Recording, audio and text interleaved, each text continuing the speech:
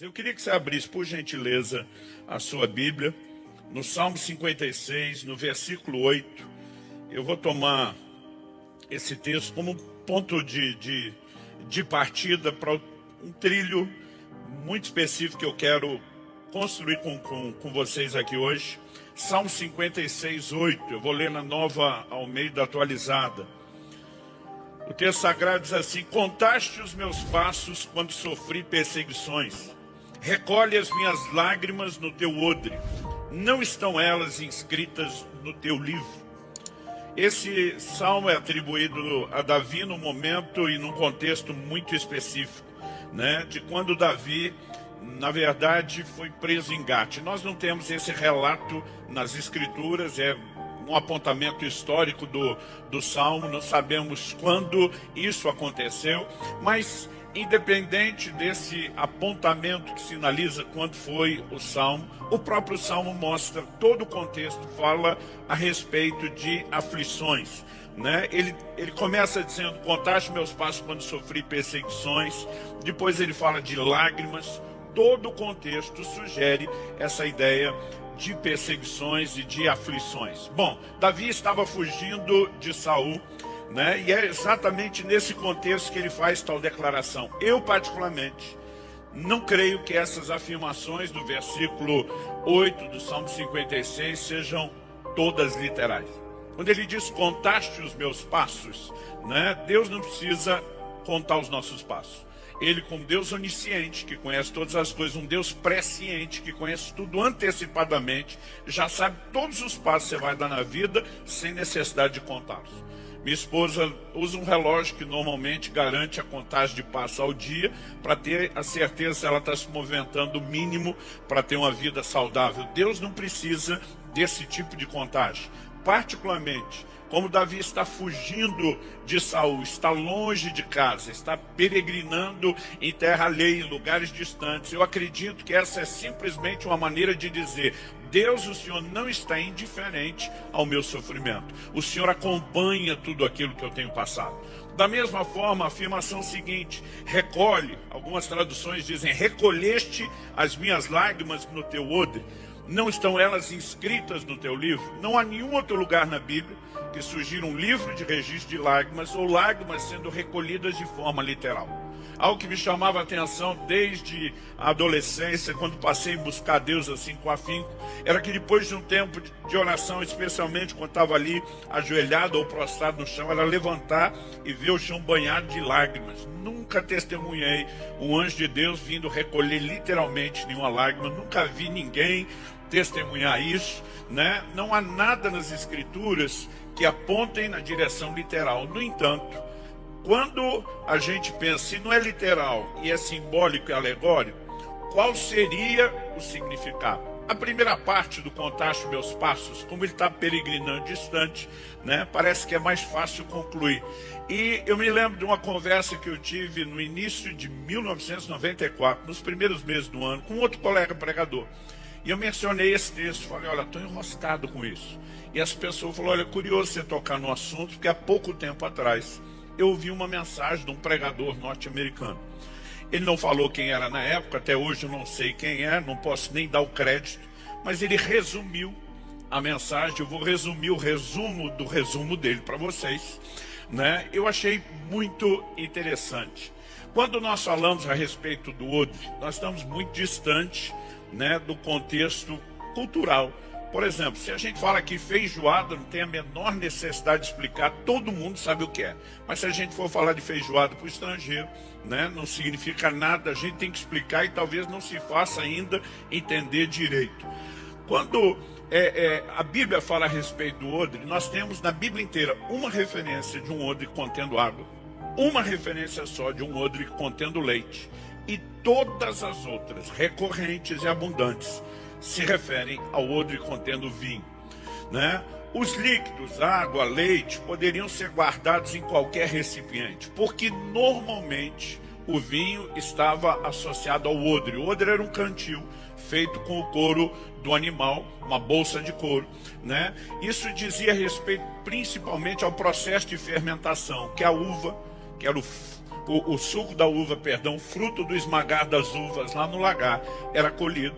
E no processo de fermentação, uma das formas de controlar, por assim dizer, a fermentação é limitar a exposição do suco da uva a uma quantidade específica de oxigênio. Então, quando se fechava e lacrava a bolsa, você conseguia regular a fermentação. É por isso que normalmente ele está associado ao odre. Jesus fala sobre colocar, né, vinho novo em odres novos. Bom, o odre era, portanto, um ambiente de transformação, onde o suco, fruto do esmagar lá do lagar, que era colocado, se transformava em vinho. O Salmo 104:15 diz que o vinho, né, alegra o coração do homem. Nas Escrituras, ele tanto é símbolo do Espírito Santo como figura de alegria. Basicamente, o que aquele pregador apresentou, tentando se colocar na mentalidade cultural deles, foi que, assim como a uva, né, o vinho, o suco da uva é o fruto do esmagar das uvas lá no lagar, as lágrimas são o fruto do esmagar das aflições da nossa vida. Mas assim como o suco ia para o odre, que era um ambiente de transformação, Deus tem o poder, né, de pegar aquela condição, os sentimentos de tristeza, e transformá-los no resultado final, que é o vinho, símbolo da alegria. Eu gostei muito da explicação, mas é verdade que a gente não pode fazer exegese em cima disso. No entanto, ela, no mínimo, está alinhada com uma quantidade enorme de textos que apontam de uma maneira clara e explícita numa direção. Deus transforma a tristeza em alegria. Jeremias 31:13, eu lembro que a gente cantava isso desde criança, diz: então a virgem se alegrará na dança, juntamente com os jovens e os velhos, transformarei seu pranto em júbilo e os consolarei, e eu lhes darei alegria em vez de tristeza. Em João 16:20, Jesus diz: vocês ficarão tristes, mas a tristeza de vocês se transformará em alegria. Então nós temos afirmações explícitas ao longo das Escrituras, e eu não pretendo, né, trazê-las aqui de modo exaustivo, que apontam numa direção. Deus de fato transforma tristeza em alegria. Imagino que há uma possibilidade de que a sinalização simbólica de Davi seja essa, mas sendo isso fato ou não, algo que não muda é que nós servimos a um Deus que transforma tristeza em alegria. Aliás, o poder consolador do Evangelho precisa ser destacado de uma maneira muito especial no tempo em que nós vivemos. Quando Jesus se levanta em Nazaré, a cidade onde foi criado, e lê o livro, o rolo do profeta Isaías, a Bíblia diz que ele localiza uma passagem particular, que é Isaías 61. Vou resumir aqui os versos 1 a 3. Diz: o Espírito do Senhor Deus está sobre mim, porque o Senhor me ungiu para pregar boas novas aos pobres, enviou-me a curar os quebrantados de coração. Muitas vezes nós enfatizamos muito o ministério de cura física de Jesus, e não estou dizendo que não deva, mas acabamos não enfatizando tanto essa promessa: eu vim curar quebrantados de coração, gente ferida por dentro, a consolar todos os que choram. Termina o verso 2 dizendo: no 3 ele diz: e a pôr sobre os que choram em Sião uma coroa em vez de cinzas, óleo de alegria em vez de pranto, manto de louvor em vez de espírito angustiado. Depois de ler isso, Jesus se posiciona diante do público e diz: hoje se cumpre essa palavra. Basicamente ele está dizendo: eu sou o cumprimento da promessa, eu sou a provisão de um Deus que, em lugar de tristeza, oferece e disponibiliza alegria. Não muito depois disso, no Sermão do Monte, ele afirma, e Mateus 5:4 registra isso: bem-aventurados os que choram, porque eles serão consolados. Quando você olha só essa frase, pode parecer que consolo signifique apenas parar de chorar. Mas quando você olha a perspectiva de como Lucas registrou isso, Lucas 6:21, bem-aventurados são vocês que agora choram, porque vocês hão de rir.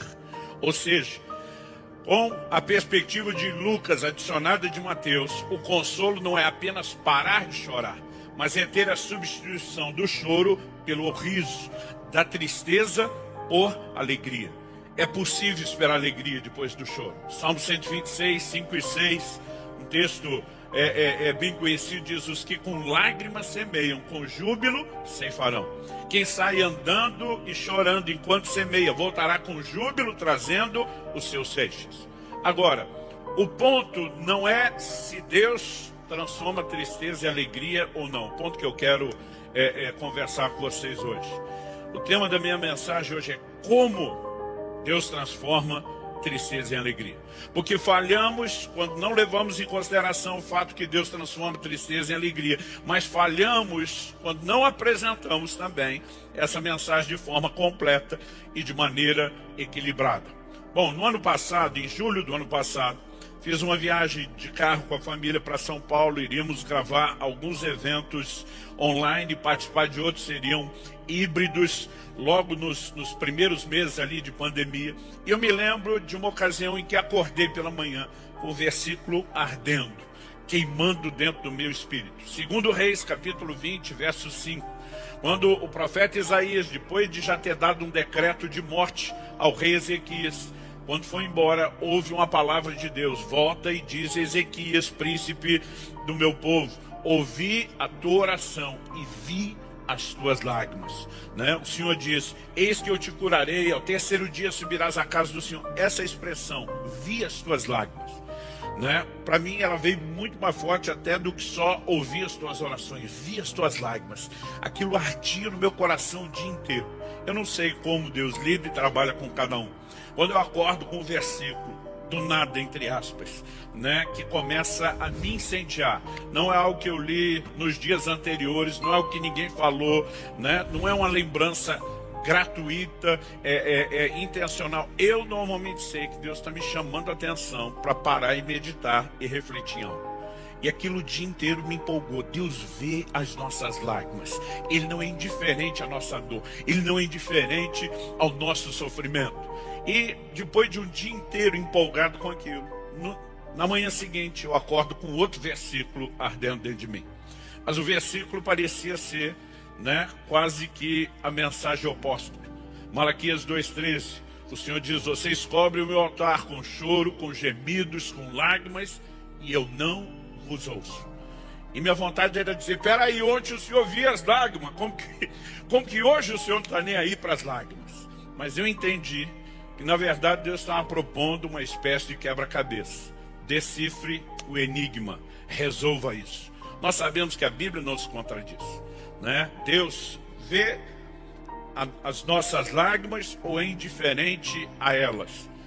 Então, uma vez que a Bíblia não se contradiz, diante de toda aparente contradição, o que nós temos é só um desafio de interpretação. E eu lembro que eu comecei a matutar naquilo. E passei alguns dias, na saída de São Paulo, parei primeiro na casa do meu pastor. E eu lembro que naqueles 2 dias que nós ficamos com ele, nós tivemos em 2 ocasiões um culto com as nossas famílias. Eu lembro que num momento específico ele olha para mim e diz: você quer compartilhar uma palavra? Eu falei: uma palavra não. Eu quero compartilhar uma dúvida. O senhor prega hoje, depois eu venho com a dúvida, né? E eu apresentei o dilema. Falei: gente, vocês podem me ajudar nisso? E todo mundo só balançou a cabeça e diz: nunca pensamos desse jeito, nunca avaliamos isso. E por onde eu passava, eu conversava com os pastores nos eventos que fomos. E aí, Deus está atento ou indiferente, né, as lágrimas? A maioria diz: puxa, não tinha colocado as coisas lado a lado dessa forma. Eu fiquei alguns dias processando aquilo. Talvez a viagem toda, eu sei que levou mais de uma semana, pode ter sido em torno de uns 10 dias. Eu lembro quando estávamos voltando, já estávamos assim quase já na divisa do Paraná, que acho que é um quarto final da viagem. Eu virei para minha esposa e falei: você se importa de assumir o volante e dirigir? Ela olhou para mim e disse: está cansado? Eu falei: você sabe que eu não canso, né? Sou daqueles fominha do volante na estrada. E eu falei: mas tá baixando um download em banda larga aqui do céu e eu não posso perder isso. Nós trocamos de lugar e eu puxei o computador, comecei a escrever que nem um doido. Era um sábado. Ela falou: pelo jeito já temos a mensagem de amanhã, né? Que era o culto de domingo. Eu falei: de amanhã não, nós temos a série do mês todo, né? E eu lembro que eu passei o mês todo de agosto aqui pregando, que brincando eu chamei de a teologia das lágrimas. né? Nós trabalhamos essa ideia de um Deus que transforma tristeza em alegria. E desde o primeiro domingo eu sabia, mas assim, era algo muito forte no meu coração, né? Que seria impossível esgotar o assunto naqueles 4 domingos. E eu acabei sentando, escrevi um livro inteiro, foi publicado pela Mundo Cristão, como Deus transforma a tristeza em alegria. Eu sei que os que são filiados aí ao núcleo estão recebendo um de presente hoje, e eu fiquei assim muito empolgado. Agora eu tenho a difícil missão de, num período curto, resumir isso tudo para vocês, então vou pedir que vocês me ouçam bem depressa, né? A primeira parte dessa equação que Deus me fez entender é que existem tipos distintos de choro, de tristeza. Por exemplo, em 2 Coríntios 7:10, Paulo diz que a tristeza segundo Deus produz arrependimento, né? Mas a tristeza segundo o mundo produz morte. Não são tristezas iguais. Logo, nem todo choro é igual. E a primeira coisa que Deus me fez perceber foi essa distinção dos tipos de lágrima, dos tipos de choro. Quando, por exemplo, a Bíblia fala de Deus prestando atenção ao choro, né? E daqui a pouco eu vou dar alguns exemplos desses que chamam a atenção de Deus, normalmente eles são uma linguagem de fé e de confiança. Mas normalmente quando o assunto é Deus indiferente, isso tem a ver com um contexto de pecado onde não houve arrependimento. Por exemplo, em Malaquias 2:13, quando Deus diz: vocês cobrem o meu altar com choro, com lágrimas, com gemidos, eu não vos ouço. O versículo seguinte explica. E vocês perguntam por quê? E a resposta divina é: porque o Senhor foi testemunha da aliança entre ti e a mulher da tua mocidade, com a qual tu foste desleal. Deus está dizendo: camarada, você sequer honra a aliança matrimonial e acha que só porque chorou, né, eu vou ficar com dó de você. É como se estivesse dizendo a linguagem nossa atual: é ruim que seu choro vai levar a algum lugar. Aliás, em alguns lugares parece que a forma como o evangelho é comunicado não fala muita coisa a respeito do sofrimento, né? Em outros, parece que a gente exagera, valoriza. Um dia uma pessoa me falou: pois é, pastor, como diz a Sagrada Escritura, quem não chora não mama. Eu falei: isso aí está na Bíblia? Não, rapaz. Ele falou: tá não? Eu falei: tá não. Ele falou: mas bem que podia estar, né? E aí você fica tentando entender o quanto daquilo é sério e o quanto é brincadeira. Mas na cabeça de alguns o choro parece quase misto. Se Deus vê as lágrimas, é só dar uma choradinha e está tudo resolvido. Nós temos vários exemplos de lágrimas que foram ignoradas. Uma delas, Gênesis 27:38, fala sobre Esaú. Logo depois dele perder a bênção do seu pai Isaque, a Bíblia diz: levantando Esaú a voz, chorou. Gênesis só fala isso, não dá explicação. Quem explica o ocorrido é o livro de Hebreus. Em Hebreus 12:16, a Bíblia diz: nós não podemos ser devassos, né, profanos, como Esaú, que vendeu o direito de primogenitura por um prato de lentilha. E no verso seguinte, o 17 de Hebreus 12, a Bíblia diz: pois sabeis também que, posteriormente, querendo herdar a bênção, foi rejeitado, pois não achou lugar de arrependimento, embora com lágrimas o tivesse buscado. Onde existe lágrimas sem arrependimento, você não vai ver nenhum tipo de intervenção divina.